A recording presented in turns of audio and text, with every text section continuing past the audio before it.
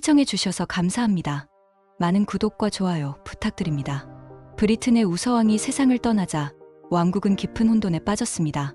왕좌를 차지하려는 귀족들이 나라를 전쟁의 위기로 몰아넣던 바로 그때 런던의 한 교회 마당에 거대한 바위와 함께 그 중심을 꿰뚫은 검 한 자루가 호련히 나타났습니다. 이것은 힘이 아닌 운명이 왕을 선택했던 전설의 서막에 대한 이야기입니다. 검의 손잡이에는 황금빛 글씨가 선명했습니다. 이 검을 뽑아드는 자, 이 땅의 정당한 왕이 되리라. 소문은 바람처럼 영국 전역으로 퍼져나갔고 왕이 되고 싶었던 모든 이들이 런던으로 구름처럼 몰려들었죠. 당대 최고의 힘을 자랑하는 기사부터 가장 고귀한 혈통을 가졌다고 자부하던 귀족들까지 모두가 검 앞에 줄을 섰습니다. 하지만 결과는 참담했습니다.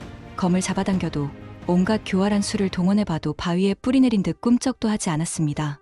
희망은 곧 절망으로, 신의 시험은 인간을 향한 조롱처럼 보이기 시작했습니다. 모두가 왕의 자리를 포기하고 돌아설 무렵 운명은 가장 순수한 영혼을 통해 자신의 계획을 드러냅니다. 주인공은 아서, 이제 막 기사가 된 의붓형 K의 시종 노릇을 하던 평범한 소년이었습니다. 새해 맞이 마상 시합이 열리던 날, 형 K가 다급하게 외쳤습니다. 중요한 검을 숙소에 두고 왔구나. 아서, 어서 가서 가져오너라. 아서는 형을 위해 있는 힘껏 달렸지만 모두가 시합 구경을 나간 탓에 숙소 문은 굳게 잠겨 있었습니다. 발을 동동 구르던 아서의 눈에 길가의 바위 위에 꽂혀 있던 바로 그 검이 눈에 들어왔습니다. 소녀는 수백 명의 장정들이 실패했던 그 검의 손잡이를 가볍게 쥐었습니다.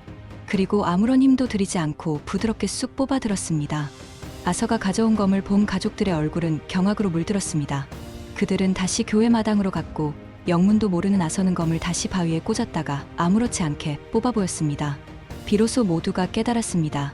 이 시험은 인간의 힘이나 권력을 재는 것이 아니었다는 것을, 하늘의 선택은 가장 순수한 마음을 가진 영혼을 향해 있었다는 것을, 자신이 위대한 왕의 핏줄인 줄도 몰랐던 소년 아서, 사소한 심부름 하나가 그를 혼란에 빠진 영국을 구할 위대한 왕으로 만들었습니다.